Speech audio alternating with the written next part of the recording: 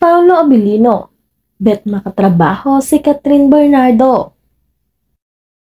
Kung papipiliin daw ng katrabaho ang aktor na si Paolo Abilino, nais pa rin daw niyang makasama si Kim Chiu. Pero gusto niya rin makawork si Catherine Bernardo. Nang tanungin si Paolo sa media conference ng bago niyang na elevator kung sino ang gusto niyang makawork, medyo matagal bago nakasagot ang aktor. Naghiyawan ng mga tao sa conference room at sumigaw ng Kim Chiu. Ngumiti si Paolo at sinabing, "Si Kim na naman. Why not?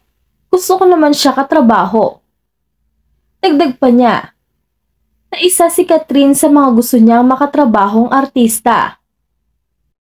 Si Catherine, she is trying to transition into more mature roles bago maging bagay ako sa mga proyektong gagawin niya, saad ni Paolo. Siguradong maraming matutuwa na gustong makawork ni Paolo ang ex-girlfriend ni Daniel Padilla. Matatandaang ang nabanggit na Mexican telenovela ay pinagbibidahan ni Talia noong 1994 na niremake naman sa Pilipinas ni Kapuso primetime queen Marian Rivera na nagluklok sa kanila sa pedestal ng kasikatan noong 2007.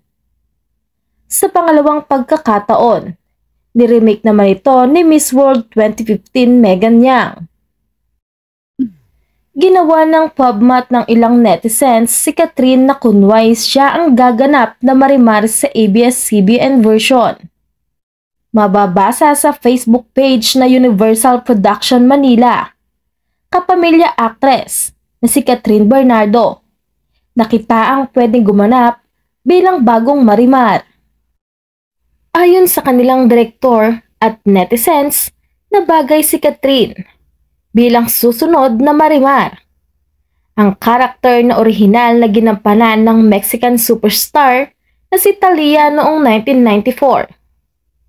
Samantala, wala pang tugon, reaksyon o pahayag ang kampo ni Catherine o ang ABS-CBN tungkol dito.